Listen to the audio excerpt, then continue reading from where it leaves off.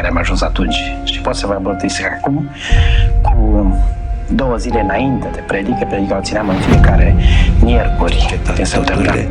Și ne-am întors încet. A fost foarte dureroasă întoarcerea noastră. N-a fost Between my first period of imprisonment and the second period, there was no difference. The torture, the brutality was the same. For instance, in 1980, I was very sick in the hospital prison Jilava. Thank you very much. And there are a couple of interesting coincidences, if I may, Father Lunin. Even at the time in which Father was, about to give his soul, I was very overwhelmed. His wife, Matushka Adriana, my baptism godmother, her glucose was very high because of distress. And Father had given me specific instructions of what to read when he was passing away. I had to lit up the candle, and there were so many logistics that I had to work out. And I said, how am I going to do all of this? And out of nowhere, right, like coincidences, arranged coincidence, there comes Father Leonid. Maria, I was just taking a lunch break and I thought that I should stop by. And I said, Father Leonid, oh, thank God. And I said, I need for you to please read the prayers. And it was right at the time. So I think it was one of Father Georgh's gift to you, Father. And Father Leonid comes to the foot of the bed and starts reading the prayer, while I had somebody else also with 2 spare lights, because when I lit up the light, we actually brought them to church. And so it was just the help that I needed, but the timing was unbelievable. He arrived in there literally less than 5 minutes before. Well, I was not intending to be there that day. I had a medical appointment, and I worked in the morning. I had, the night before, I had not said goodbye. Simple as that. And I was told that his repose was imminent, but I went to work, and then I was, just in case, lunch hour, I'll stop by.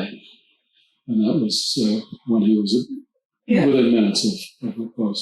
Yeah, and he was the first person that I saw in the whole way.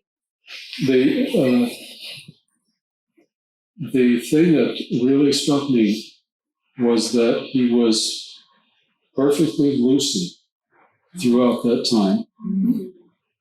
And if one could say that we strive after dispassion, you could see that he had attained complete dispassion. There was no emotional demonstration. If people came to him already grieving, he quickly calmed them.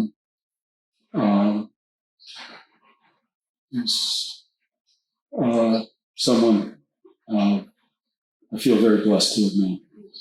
Yeah, and the second example, as it relates to the parishioners at the Holy Cross, it was a very difficult time to all of the parishioners because there was no other priest, and everybody was in a lot of distress. And when I reached out to Father Leonid, I said, we don't even know what to pray. And, we are coming to church and sort of gathered a group of people, let's come to church. And we were just sort of looking to our catechists and, St. Anton and Father Leonid actually graciously not only came every night, but he also brought an icon from here of St. George that had a relic of St. George, and the comfort that this brought to the community was incredible. They were looking forward to that time to be there praying. And the people that were coming to the hospital, we had to actually call the police, and that is actually a very important event, because I was actually angry.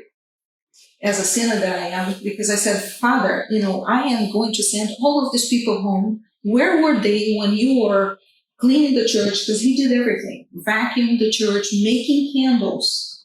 I have beautiful pictures of, him. He has a wonderful sense of humor. I said, where were all these people when you were, driving food to the poor? He had this arrangement with the grocery stores, boxes and boxes, he lifting them up. Even as he was terminal, he was doing that. I said, what were all these people? Now, this is so selfish. You need your peace to die. This is an oncological center. This is very disrespectful. I'm going to send everybody home. And he looked at me and he said, no, Maria, let them come one by one. And he did not die until he blessed every single person who came to the door. Yeah, because and the lesson to me at that time, he said, but I had never even seen these people at church, and he said, but to Christ, remember Christ dying on the cross, the thief right next to him, even the last minute, even the people who show up at the last minute, there is hope.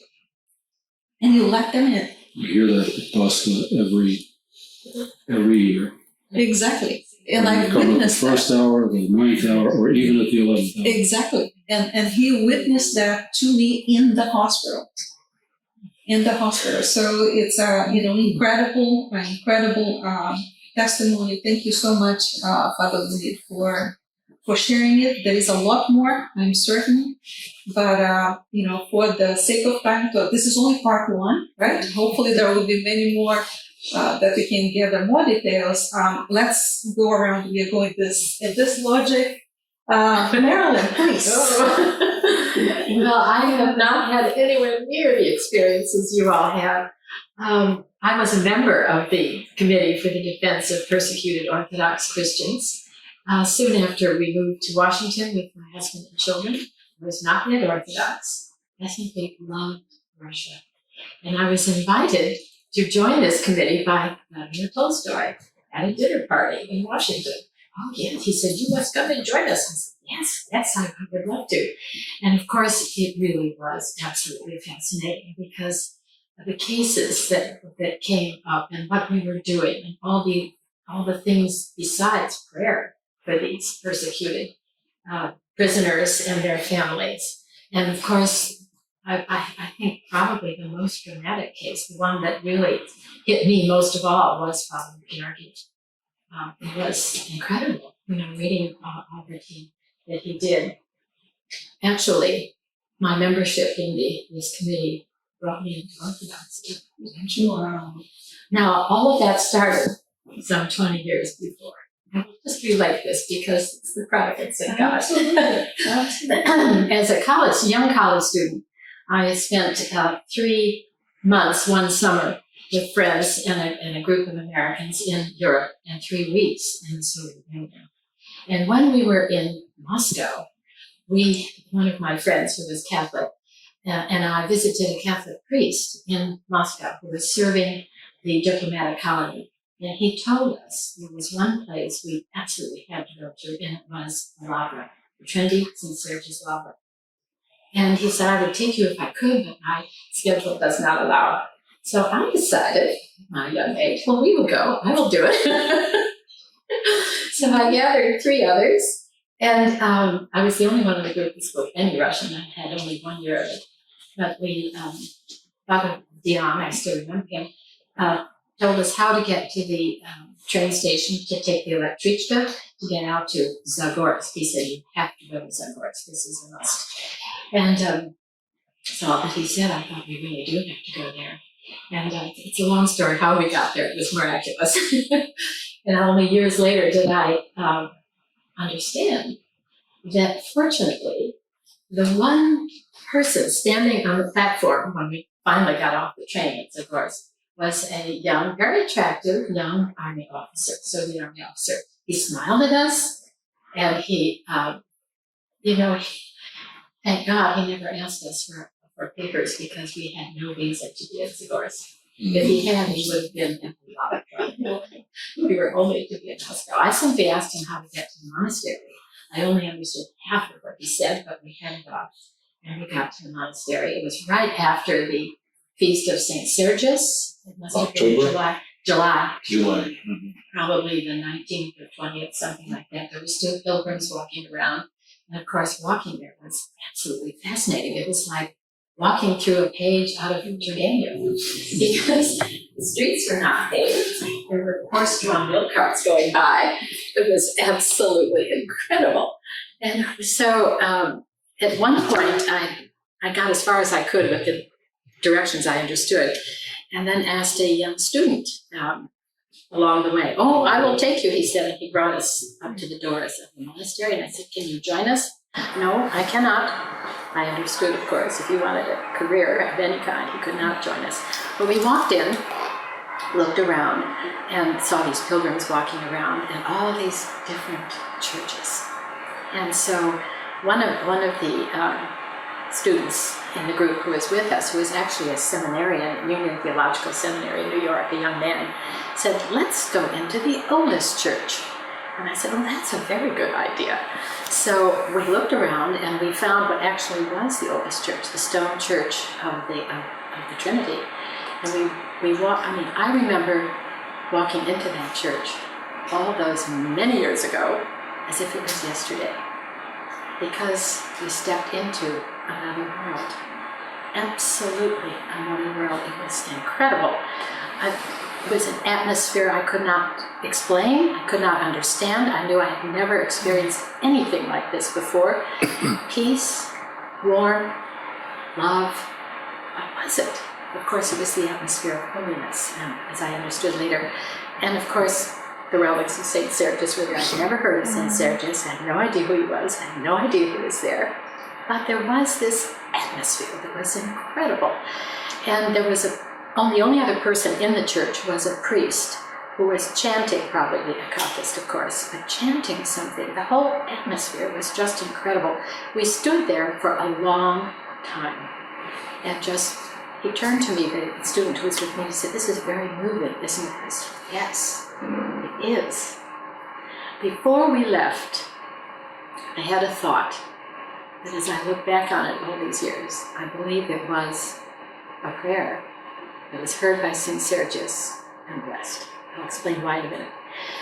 The thought was, if I'm ever in a position to help believers in Russia, I will become Orthodox. That was the thought. And of course, 20 years later, that's exactly what happened.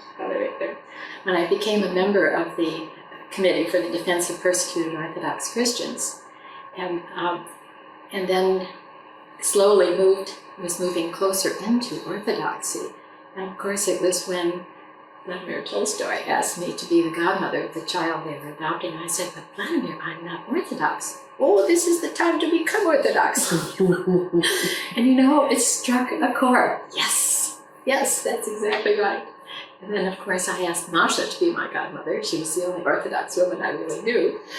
So, I was received in 1981 by Bishop Basil Rodzianko, who had also spent some years in prison. And very interesting to hear what you said about Father Georghie, recalling so many years later, but I was so happy in prison. I was the happiest. Bishop Basil said exactly the same thing. Becoming Orthodox was as I felt at the time, beginning the second and even happier part of my life, which has been. So I was already a new Orthodox when Father Georghie was finally released from prison and came to Washington. And there were a few of us. Bishop Basil, you were with us, I think, Father Victor, when we went to the little church in Arlington, Holy Cross, to see him for the first time soon after he arrived. And I was absolutely stunned by looking at him. He looked like one of those early pictures we saw here. Warm, smiling, radiant, full of joy. How incredible, after all those years, how can he possibly have this? But of course, it was his inner life, as you all described so well, this joy. I had very little opportunity, unfortunately, for whatever reasons, to see him more than just a few other times. And of course, I never had a chance to get to know him as you all did. But that image, I still see it as I think about this and describe it. I still see that image of him, just radiant with joy. That is plastic. And I think, it's these, all of this, what we're describing today, just reminds me of one of the great themes of, I came to know Bishop Basil, of course, very well after he received me, but one of his great themes in his sermons, in his programs, his religious programs, in his life, was the providence of God. He used to say, the will of God is always for good. The providence of God brings good out of evil. And that's what we see, great good that has come out of these people who have suffered so terribly, not only in their own life, people like Father GHEORGHE and Bishop Basil too, but what their effect on the people around them, on the environment around them. And it is an ongoing, living legacy, all of this. So thanks be to God, because we have no idea what is coming next in our country. Amen. In the world. Amen. Exactly. Amen. Exactly. Amen. And I'm happy actually to Marilyn that you shared a little bit about Bishop Basil. Very similar paths, different trajectories, but very similar outcomes. Mm-hmm. And in terms of the joy that comes, the focus that we typically see, even in the Passion of Christ, you see a lot of the Mel Brooks movie, right? A lot of the focus in the beatings and the scarring and things like this. But if you look even how the Gospels were written, very the emphasis is, and then he was crucified, right? Because the emphasis is we look not that we are undermining the suffering that takes place in prison, but like with the Apostle Paul, Bishop Basil, Father GHEORGHE, what was the effect of passing through Golgotha on earth, right? What was the outcome is really unveiling, a godly instrument that has touched so many of us in so many different ways, and is that impression that is everlasting. And you didn't have to spend too much time with him either. It was just like this magnet you were drawn into. And we are very, very fortunate to have had walked among these confessors. That sparkle that many of you are talking about, that light, I see represented in people who were touched by him, even though they perhaps cannot see it in themselves yet, per se. But that sparkle sort of it passes along. In terms of the other point that you brought up that is excellent to Marilyn, is the contentment and the joy. Not too many people know. I know that from Nasha Adriana, Father's wife, when Father was terminal, he would wake up in the middle of the night. She used to have a lot of cramps, diabetes, and and she was not very good with her diet. Father was much better, maintenance wise, but terminal. He would wake up in the middle of the night to massage her legs. Terminal, he would still make his prostrations. I have his list that he kept at home of all of the names. And that was the first thing that he did every morning when he got up. So his priority, and in fact, one of the things that I should have said even from the very beginning is really paying a tribute to Nasha Adriana too. We speak a lot about Father GHEORGHE. Nasha Adriana has been a source of strength to him. She faithfully waited for him when he went to prison for 22 years. She had her house, her dignity stripped. Even the priest, there is a priest in New York that came to visit her, were take him to prison just because he came to visit her and her son. I have the inventory of everything that was taken. Her house was left bare, and there were games that were played. They would go and tell father that she had left him and remarried, and tell her the same thing. He doesn't want to come back to the family at all, or he's dead. She, not for a second, she waited. And not only that, she was a very prominent biologist in Romania that I actually visited, and you're not going to believe that, Father Terminal. And Andrea Gabriel and myself, we go, Nasha began asking him, oh, you're going to go for your last visit to Romania? Please go and bless the Institute of Health where I used to work. This huge building. And he, his father, walking the whole building, and we were holding the jar of water, and Andrea and I could barely and father, terminal of pancreatic cancer. It's just incredible stories like this. I could not keep up. Andrea could not keep up. He was complaining, but this energy, and his last service here in the U.S. was an Easter service.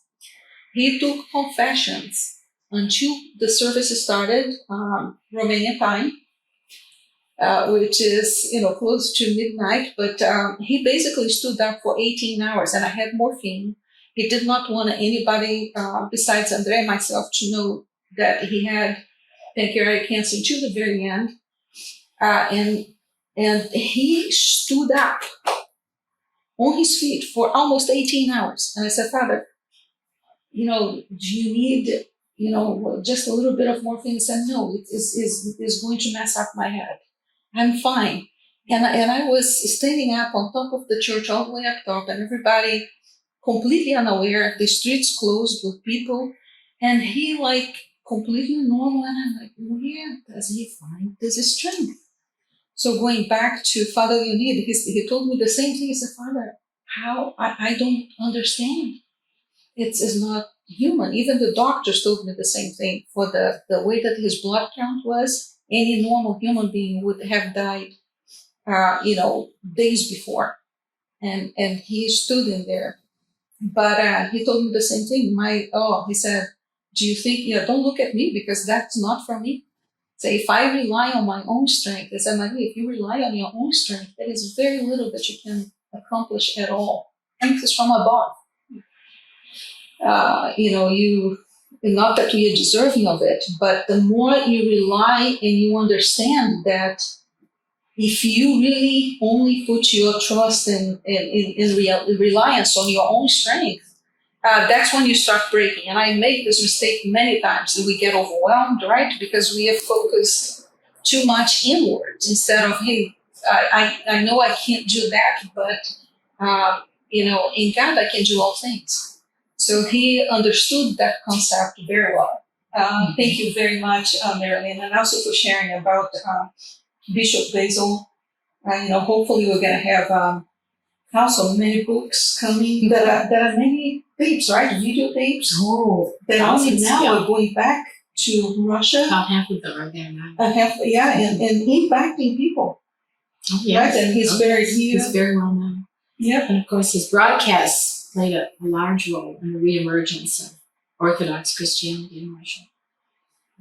Yeah, but isn't this amazing? Russia, that has been known, in the past, was known in the past for being the atheist. You see the reversal, the complete reversal of, this revival and the richness that is happening. It's, for us, it's scary in terms of what we are facing now. But we keep on praying. We keep on praying. Thank you so much, Marilyn.